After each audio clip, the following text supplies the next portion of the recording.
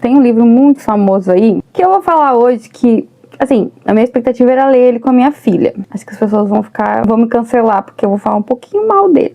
Talvez eu indique minha filha ler um dia, talvez, mas não vai ser o livro que eu vou ler com ela, né, tenho programado algumas coisas pra ler com ela, assim, né, das fases da vida dela, na mais velha, principalmente. E eu tinha escolhido este livro aqui como um dos livros que eu gostaria de ler com ela pra falar sobre feminilidade. Entretanto, depois de terminar de lê-lo, decidi que não. Eu acho que eu vou ser cancelada nesse vídeo. Queria falar um pouco com vocês hoje sobre o livro Deixe-me Ser Mulher, da Elizabeth Elliot. E, bom, vai ser polêmico hoje. Vamos lá? Olá, pessoas, eu sou a Fê Castilho, sejam bem-vindos aqui a esse canal. Aqui nesse canal você já sabe que encontra resenhas, leitura, esse desafio de tentar ler um livro por semana, que tá indo assim, uma loucura. Inclusive esse aqui é um dos livros que eu li e talvez na resenha eu consigo trazer um pouco mais de detalhes, algumas coisas que aqui possam passar batidos com relação a isso, mas esse livro foi lido no Clube do Livro, então ele não foi lido exatamente em uma semana, né? A gente, apesar de dar uma lidinha assim, né, quando eu traz pro clube, eu já tinha lido também no ano passado, quando eu botei ele na lista, não li por completo, tá, gente, mas eu tinha já feito aquela varredura no livro. Eu comecei a ter umas coisas e, bom, como você sabe, aqui nesse canal eu costumo trazer resenhas, desafios de leitura, aprendizado, mas principalmente vida real, vida cristã, propósito, vocação, uma vida com mais sentido, com mais propósito. Eu vim trazer aqui pra vocês o resumo do que, por exemplo, Deus tem feito na minha vida através dos livros. É isso que eu trago aqui.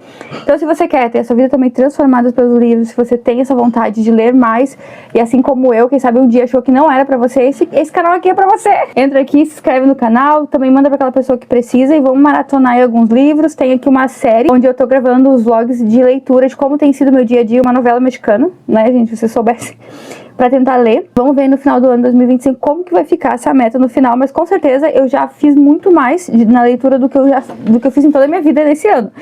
Mas hoje, então, eu queria trazer pra vocês a resenha desse livro aqui, né, as minhas considerações. Ai, meu Deus, eu tenho até com medo de falar.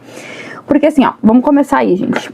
A Elizabeth Elliot é uma pessoa consagrada, né, ela já está com Cristo, mas ela foi a filha dela está aí, né. Ela é uma pessoa consagrada.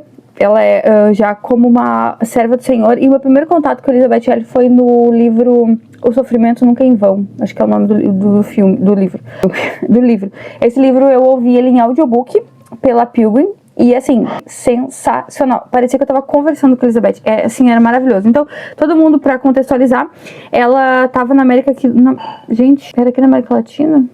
Não me lembro. Ela tava por aqui, né, fazendo missão com o seu marido, e quando a sua filha tinha alguns meses de vida, o seu marido foi morto, né, na missão, pela tribo que ele estava tentando evangelizar, e a Elizabeth escolhe, por um chamado de Deus, viver o chamado de Deus para essa tribo e voltar depois para evangelizar essa tribo. Então a sua filha é criada por um tempo lá, então assim, ela é uma mulher de muita fibra, de muita resistência, tá, mas bem, vamos conversando aqui, vocês vão ver o que aconteceu. Então eu quero falar pra vocês dos pontos bons desse livro, as coisas que eu gostei desse livro, tá?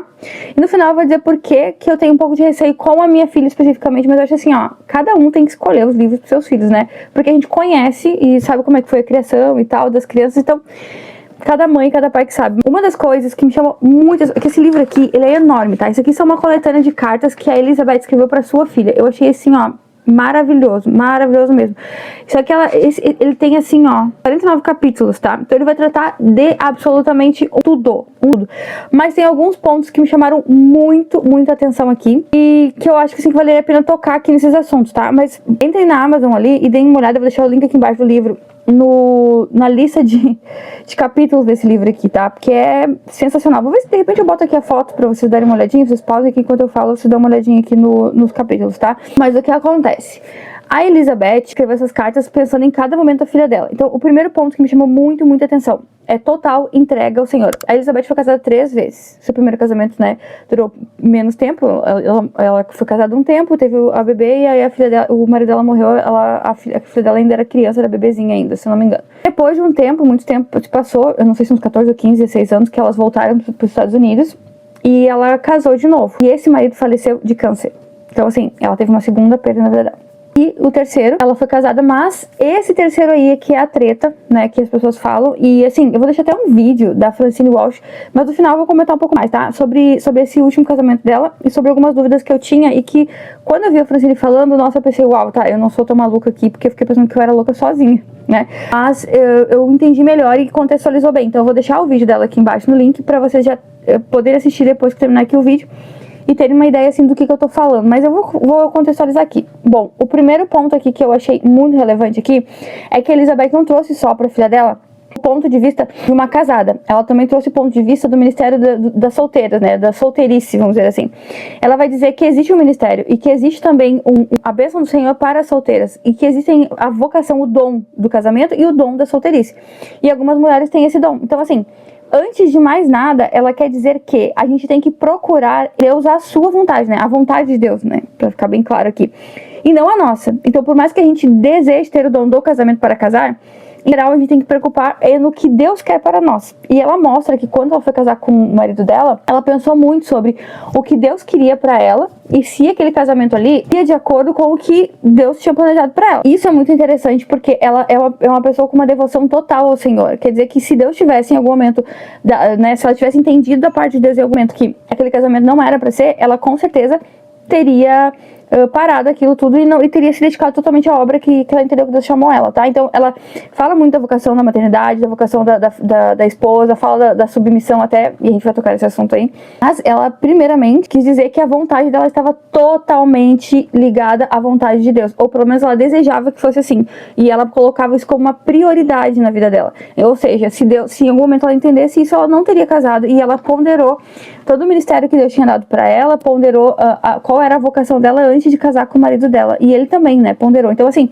é muito bonito o tamanho da entrega e... Porque muitas vezes a gente já vai direto no casamento como se isso fosse algo que Deus deseja natural.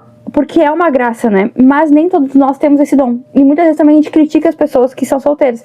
Mas Deus também tem, né, chamado para pessoas solteiras. E a Bíblia fala mesmo, né? Se você quer se dedicar 100% à obra do Senhor, você vai ter que, melhor é que não case. Por conta de que é um trabalho mais exaustivo, que desgasta mesmo, que para ser completo. Porque senão, primeiro vem, né, Deus e depois a tua família. Para depois sim, o ministério, ou a obra, ou a igreja em si. Mas é Deus e a família, né? Então... Nessa situação aí, ela ponderou tudo isso. E eu achei isso sensacional, sabe? A forma como ela expôs, trouxe pra filha dela.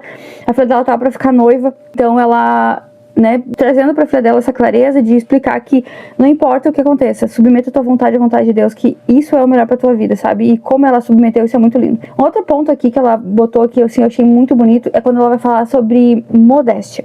Foi modéstia aqui, porque tem palavras que a gente não pode usar aqui na internet, porque, né, corta o alcance, aquela coisa toda, e blá blá blá. Bom, enfim.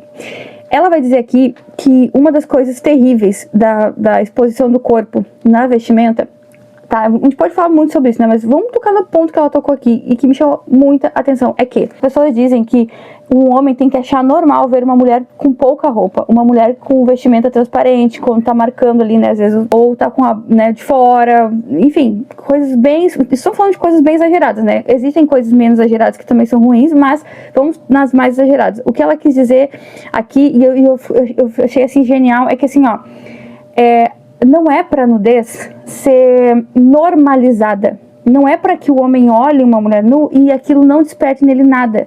O certo é que a nudez seja guardada para o lugar certo, onde ela é bem-vinda, entende? Isso é genial. Ela diz assim, eu não quero que meu marido normalize me ver, né, daquela forma, a ponto de ele não sentir nada. Eu não quero que eles sejam castrados, entende? Eu quero que o homem tenha...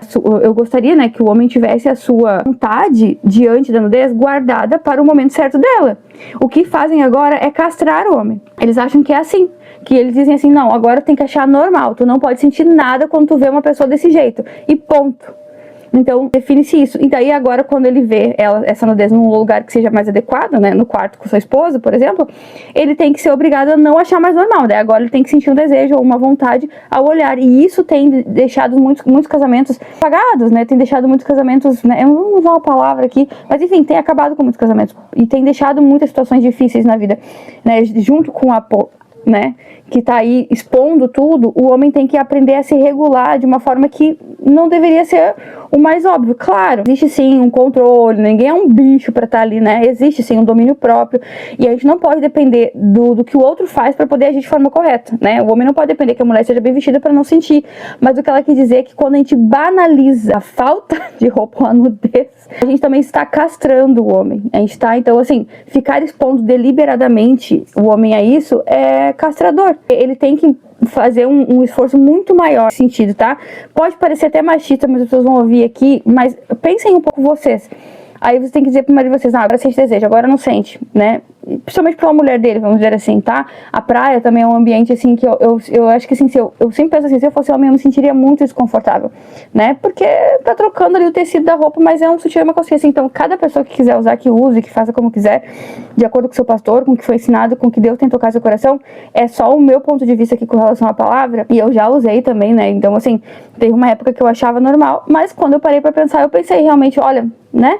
E o jeito que ela põe aqui é verdade, ser desejado. Eu quero que quando chegue no meu quarto, que é o momento da nudez, aquela nudez seja válida, né? Não seja desvalidada, por exemplo. Então eu achei que quando ela falou da modéstia e da sensualidade, ela falou de uma forma muito brilhante, assim, que geralmente as pessoas não falam, né? Que é esse ato de castrar o homem dessa forma, né? Mas visando aqui, deixando bem marcado. O fato das mulheres se vestirem muito mal, às vezes, né? No meu ponto de vista, né? Não sei dos delas, né? Mas, ou de acharem que a sensualidade, ser desejada é algo, assim, desejável, sendo redundante, não desobriga o homem do fato de que ele tem que ter controle próprio, que ele tem que ter domínio próprio. Mas o que eu digo é que a banalização da sexualidade faz com que a gente castre tanto o homem quanto a mulher. Então, assim, a mulher, ela tem uma sensualidade naturalmente nela. Ela já é sensual, Deus nos fez assim. Quando a gente deseja, assim, eu tô entrando no assunto aqui, né?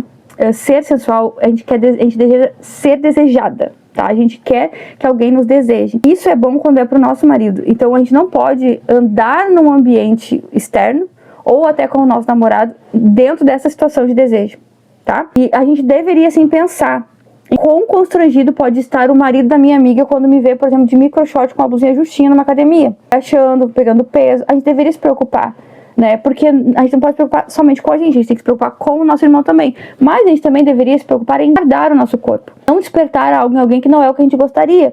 E não provocar uma situação que muitas vezes vai levar a gente em lugares que a gente não gostaria de estar, né? E assim, como a Elizabeth diz, e guardar o desejo e a vontade do nosso marido para o lugar adequado, para que ele não banalize também aquela situação de sensualidade, enfim. Eu achei brilhante o jeito que ela falou aqui. E é muito bonito como ela fala da forma ardente, sabe? Do homem e da mulher, assim, o outro. É uma coisa, assim, bem bonita de se ver aqui. Uma outra coisa que ela fala aqui, que eu concordo, assim, de certa forma, talvez não completamente o que ela fala aqui, mas é uma coisa assim, ó, que quando a gente casa, a gente ganha o nome do marido, e isso muitas vezes, para algumas mulheres, ser reconhecida como a mulher do fulano, pode parecer pequeno ou diminuído, né? Mas quando a gente casa, a pessoa morreu, de fato, né? E o casamento, ele simboliza tanto o encontro de Cristo com a noiva e toda essa relação ali, né? Que quando a gente casa, a gente tem uma perspectiva, assim, de imaginar como se a gente ganha um sobrenome, não é porque a gente tá anulando quem a gente é, mas porque agora a gente tá se tornando uma nova pessoa. A gente tá morrendo pra aquela fulana solteira e pra todos os outros sims que nós poderíamos dar pra alguém, agora a gente disse sim pra uma pessoa só. A gente tá morrendo pra gente mesmo e nascendo uma nova pessoa, agora uma unidade. Nós somos agora um. Agora não é mais a Fernanda ou o Leandro, por exemplo, meu marido. Agora existe uma unidade e por isso muitas vezes eu vi uma frase assim, achei muito interessante. É por isso que eu acho interessante a forma como eles colocam essa situação de ganhar o nome. É como se estivesse nascendo de novo, ganhando um novo nome. E ela fala de uma forma muito bonita como assumir, como ter para si o nome do marido e assumir também essa identidade dele. Eu acho que a mulher fique totalmente sem identidade, porque existe ali uma junção mútua, né? Da mulher para o homem, do homem para a mulher. Existe ali um entrelaçar dos dois, né? Uma complementariedade dos dois.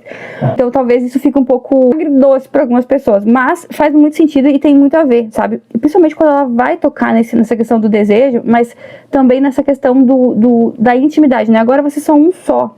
Por que não o sobrenome daquela pessoa, tá? Mas ela não vai falar nem na questão do sobrenome, eu que falo aqui, eu li por aí e achei interessante, mas eu acho bonito como ela bota essa questão da mulher se doar, se entregar, se deixar, né, ser cuidada, se deixar ser mulher. Então isso também é muito interessante como ela coloca. Ela coloca aqui uma parte de assumir a missão do homem, que eu fico um pouco assim, no sentido de que, gente, se vocês vão casar com uma pessoa, essa pessoa tem um objetivo, vocês têm outro, e esse objetivo não convergem, não precisa nem se pensar em submissão para falar sobre isso, né? Vocês têm que acertar isso no namoro, e se for algo de Deus, vocês vão ter missões convergentes, que se conversam entre si e se complementam, tá? Então, um vai ser um facilitador, um possibilitador do outro. Talvez eu fale um pouco da minha experiência no relacionamento no vlog, tá?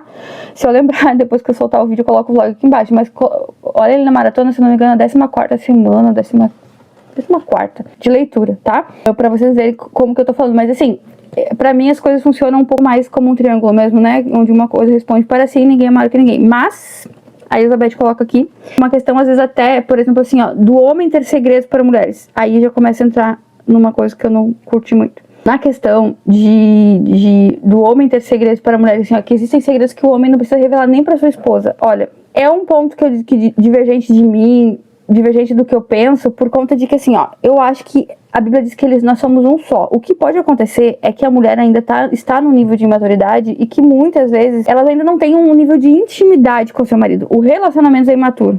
E assim, ó, o homem dizer que essa mulher é imatura pra falar sobre certos assuntos é vergonha para ele. Ele escolheu uma mulher imatura pra casar. Se ele tem essa capacidade de entender que ela é imatura, é porque ele é muito maduro. Se ele fosse tanto assim, ele não teria escolhido uma mulher imatura pra casar. Ou ele já teria trabalhado isso com ela, tá? Primeiro ponto. Segundo, se não tem intimidade no relacionamento, muitas vezes demora para que o homem, tanto a mulher, consiga abrir, né, a sua vida toda pro marido. É difícil às vezes a gente abrir almas, problemas, pecados, né? Então, viver uma vida diante do evangelho já ajuda muito, porque o evangelho nos mostra como lidar com essas situações, mas desenvolver intimidade profunda e real com o marido é muito importante para que isso não, para que a gente possa, né, ter uma via de mão dupla ali, e a gente não, assim, ó, eu não acho que o homem e a mulher deva ter um amigo mais profundo do que a sua esposa ou seu marido, entende? Eu não acho. Eu acho que eles têm que ter amigos, sim. Eles têm que ter discipuladores e aconselhadores, assim, raridades hoje em dia, né? A pessoa fala muito sobre isso, mas é difícil ter pessoas que digam assim, não, assuma aqui, vamos conversar, vocês estão bem. Não, é difícil mesmo. E ter pessoas de confiança, eu sei, mas procurem, orem a Deus. Agora, eu acho que a amizade máxima tem que ser entre tu e o teu marido. A vida de vocês é um pelo outro. Agora você tem filhos, mas um dia os filhos irão e vocês serão um pelo outro ainda e por eles, tá? Então, pra mim não cabe isso, a Elizabeth fala aqui, mas eu discordo. E assim, ó, comecei a discordar de algumas questões com relação a isso, algumas questões com relação à submissão que ela coloca aqui, e comecei a achar estranho, sabe, algumas coisas que ela coloca. Eu lembro assim que na época eu falei, gente, porque assim, ó, gente, existe uma coisa aqui, principalmente no nosso país, de achar que porque alguém já está validado, principalmente dentro de alguns círculos, essa pessoa nunca falou nada de errado. E isso, pra quem realmente é honesto aqui, que tá estudando teologia, isso não poderia estar muito mais longe da verdade, né, do que já está distantíssimo da verdade. Existem vários teólogos, por exemplo, que a gente pega um pedaço ali, ó, e tira o resto. O próprio Lutero, né? O próprio Lutero tem as 95 teses, vai ler as 95, se tu vai concordar com todas elas. Então, assim, a gente não anula o que foi feito, nem o que a pessoa disse, mas a gente não tem que concordar com tudo. A única régua de fé, assim, ó, que mede toda a nossa vida é a Bíblia. E é claro que nós estamos falando de alguém que está interpretando a Bíblia. Por isso, toda vez que algum alerta na sua mente brilhar, pode ser sim que você esteja querendo fugir de um pecado, né? Porque assim não quer se submeter, não quer fazer.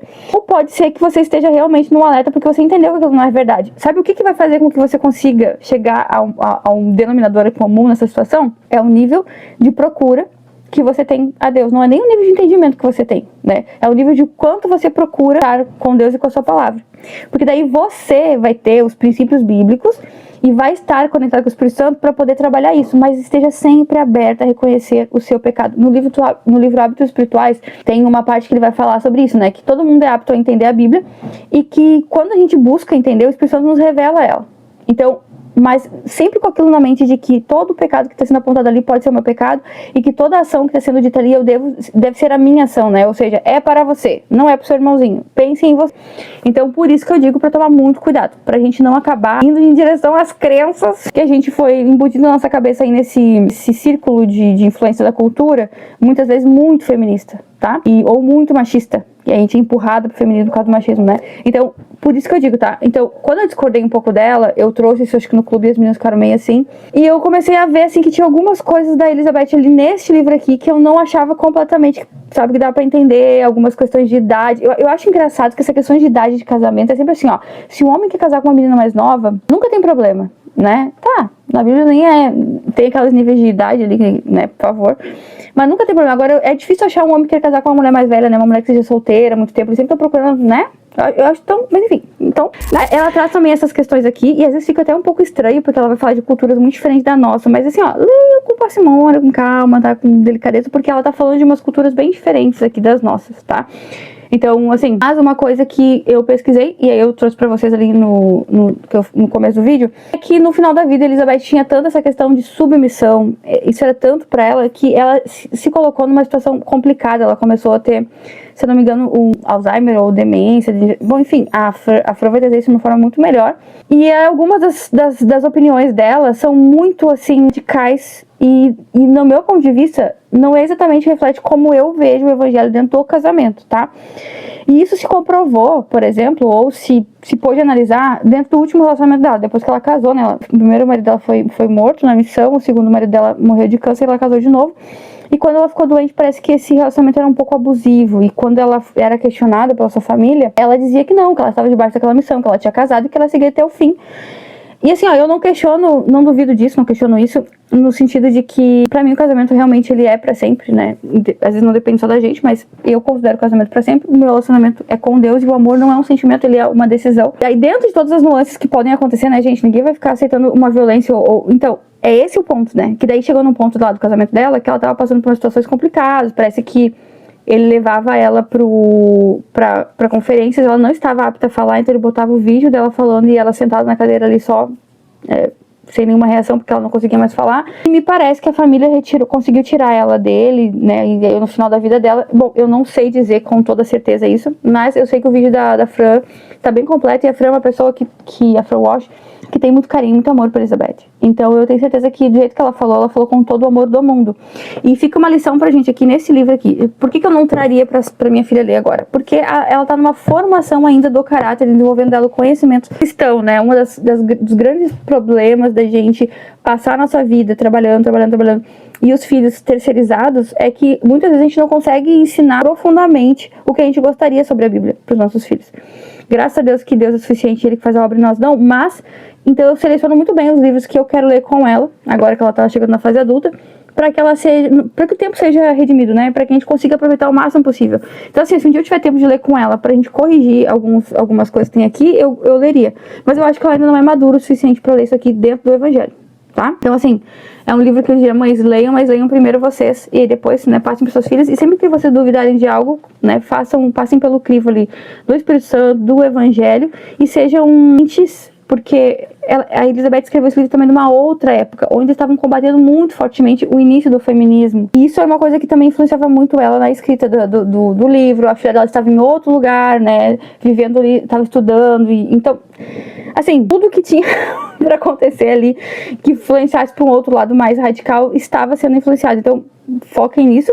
E eu queria falar pra vocês, né, porque assim, ó, a Elizabeth é uma preciosidade, né, eu sou grata a Deus pela vida dela. No final ela faz uma oração, eu gostaria de ler aqui pra vocês essa oração. Senhor, abro mão de todos os meus próprios planos e propósitos, desejos e esperanças, e aceito a tua vontade para a minha vida.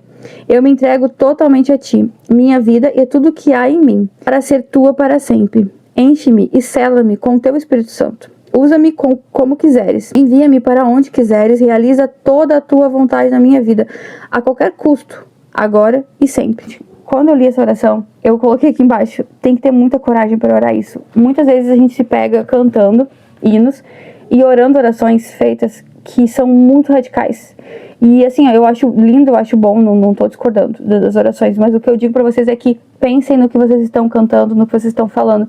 Essa é uma oração linda e radical.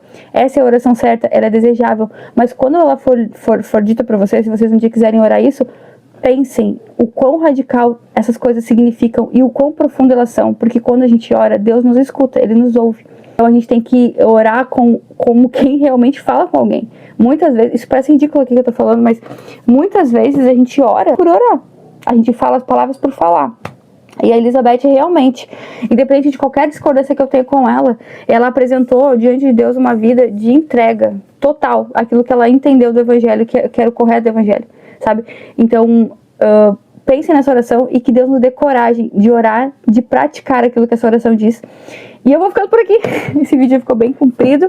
Vou deixar aqui pra vocês, né, essa indicação. Comprem os links aqui embaixo. Não se esqueçam de se inscrever no canal, de deixar seu comentário se possível. E o que vocês acharam desse livro aqui, se vocês discordam de mim, por favor, não me xinguem. Mas, assim, a Elizabeth é sensacional e eu tenho certeza que tem muita coisa que pode tirar de bom proveito daqui, mas pensem que isso tem que ser pessoas maduras pra poder ler qualquer coisa, né, e entender corretamente, tá bom? eu vou ficando por aqui. Eu realmente espero vocês no próximo vídeo.